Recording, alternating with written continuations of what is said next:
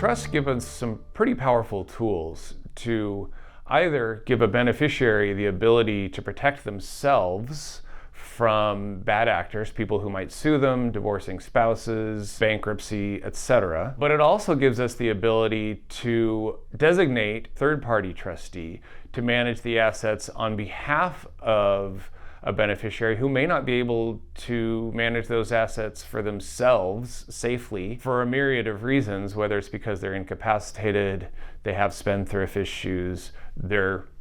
younger than 18,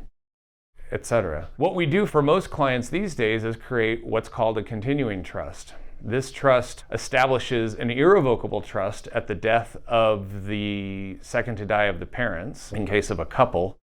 where the initial trust document creates an irrevocable trust that we call a descendants trust for the benefit of the beneficiary. Now, if that beneficiary is capable of managing their assets on their own, we can name them as the trustee, and they can be trustee of their own trust. And as long as that trust has spendthrift provisions, it will be the assets inside that trust that have been inherited, because they've been inherited from somebody else, can be protected from lawsuits, creditors, divorcing spouses, etc. If we're concerned that that beneficiary can't manage those assets on their own,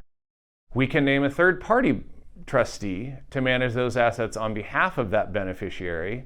invest them wisely, and then distribute them to those beneficiaries for their benefit and for the purposes that the client would want them to be distributed for. We don't tend to get into listing the reasons that assets would be distributed so much as giving the trustee guidelines in the trust document for what we want those assets to be used for, so that the beneficiary will use them for their benefit and not to harm themselves